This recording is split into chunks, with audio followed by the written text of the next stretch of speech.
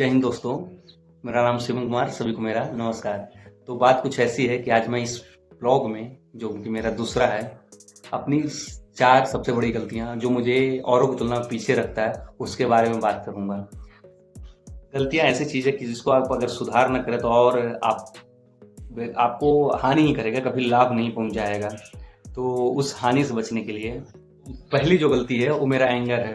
ये गलती ऐसी है कि मुझे अगर कोई टोक दे कि तुम ऐसा ना करो, ऐसा ना करो, तुम गलत हो, तो मुझे तुरंत गुस्सा आएगा। मैं उसे देखूंगा नहीं कि वो सही बोल रहा है या गलत बोल रहा है, बस मुझे गुस्सा आएगा। और मैं गुस्से में मन में इतना आता है कि मैं पूरा दिन अपना डिस्टर्ब कर लेता हूँ, और दिन ही नहीं, हर काम फिर डिस्टर्ब हो जाता है।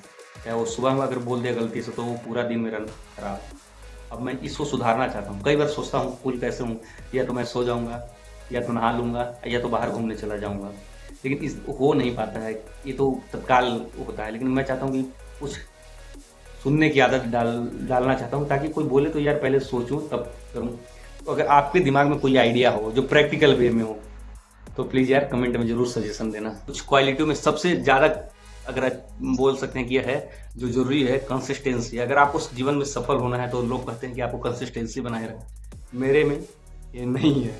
मैं कोई भी चीज़ करता हूँ तो जैसे ही कुछ दिन से करता हूँ बोरिंग सा होने लगता है और उसको मैं छोड़ देता हूँ। तो इसको भी सुधार करना है। अब जैसे मैं पढ़ना ही कोई किताब शुरू किया, वो नोवेल, तो पढ़ते पढ़ते आधे तक गया, बोरिंग लगे या नहीं मन किया, छोड़ दिया, फिर दूसरे चीज़ कविता पे आ गया, पोएम पे आ गया। तो इस तरह मैं बदलते रहता हूँ, हर यही नहीं। अब देखिए कंसिस्टेंसी ब्रेक का क्या होगा कि मैं बीच में ही छोड़ दिया अपना मास्टर। अब वही नौकरी में आने के बाद मैं मास्टर कर रहा हूँ, तो ये फाइनेंशियल तो प्रॉब्लम, दिक्कत हुआ ही, साथ में आपका टाइम भी जा रहा है। इसलिए जो गलती है, जो मैं मानता हूँ कि ये ज़्यादा जरूरी है बात इस पे करना, वो है परसिस्टेंस। अब परसिस्टेंस मतलब ये होता है कि आप कोई काम तो बीड़ा उठा लें, लेकिन जैसे ही वो डिफिकल्ट हुआ या किसी के द्वारा तुमसे ना हो पाएगा, बस ठीक है, नहीं हो पाएगा तो मैं छोड़ देता हूँ।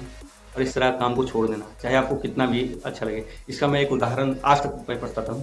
मैं जहाँ शादी वादी में जाता हूँ, अगर डांस कोई करता हुआ तो मेरा अंदर से लगता है कि मैं डांस करना सीख लेता, उस समय कर लेता। अब इसका एक कारण ये है कि मैं बचपन में जैसे ही फोर्थ क्लास में था तो किसी के द्वारा लगभग सभी के द्वारा कहा कि तुमसे अच्छा वो डांस अच्छा किया। अब मैं उसको दिल पे ले लिया, इतना दिल पे ले लिया कि आज तक मैंने डांस कभी फिर दोबारा किया ही नहीं। लेकिन बहुत मन करता है, सही बता रहा हूँ। मैं कल्चरल एक्टिविटी में पहले बहुत भाग लेता था बचपन में, लेकिन जब से डांस वाला हुआ उसके बाद मैंने एक प्रदर्शनी लगा था जिसमें लोग अलग अलग रूप में बने थे। तो सांवला हूँ, तो मैं राम जी बना।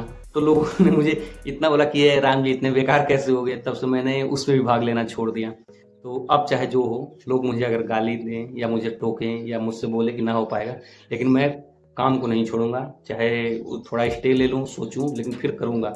अगर मन में इच्छा हो, ऐसा नहीं है कि मन में ना हो तो, लेकिन दिल से बदलता हूँ कि मुझे वो उसके लिए आज भी रिग्रेट होता है कि मैं काश कर लिया होता, जिससे मेरा सेल्फ कॉन्फिडेंस हमेशा हाई रहता।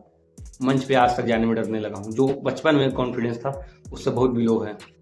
आपने अक्सर ये सुना होगा कि अच्छे ने अच्छा कहा मुझे, बुरे ने बुरा कहा, जिसको जितनी ज़रूरत थी उतना पहचाना मुझे।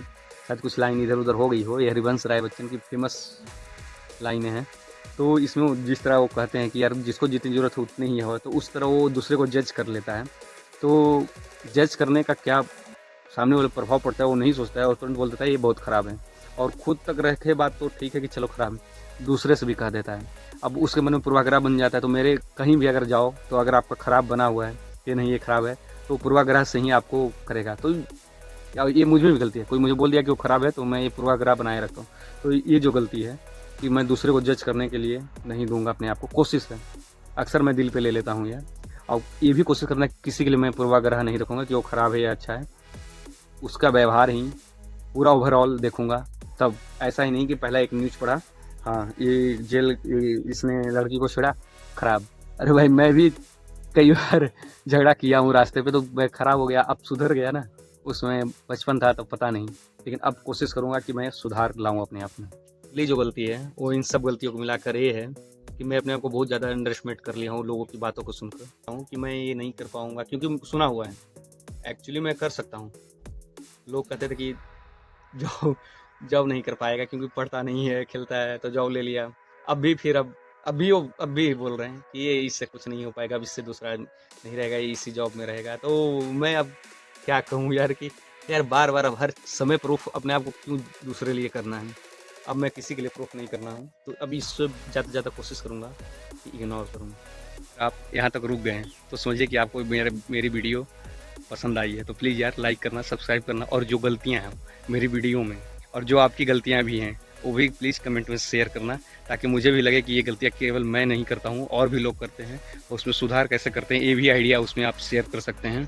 कोई एक चीज़ बताना चाहता हूँ कि मैं जो वीडियो है ज़्यादा सोच कर स्क्रिप्ट कर नहीं लिखता हूँ, जो फीलिंग लगातार फ्लो में आते रहता है दिन भर में, उसको बस माइंड में याद किए रहता हूँ और उसको याद करके ही लगातार बनाए कोशिश करूँगा कि आगे से स्क्रिप्टेड हो जाएगा तो ब्लॉग नहीं, ये मैं खुद के लिए भी कर रहा हूँ, जो रियल को रियल रखने के लिए कोशिश कर रहा हूँ, उसमें कुछ ज़्यादा बनावटीपन नहीं है रखना चाह रहा हूँ, इसलिए करता हूँ।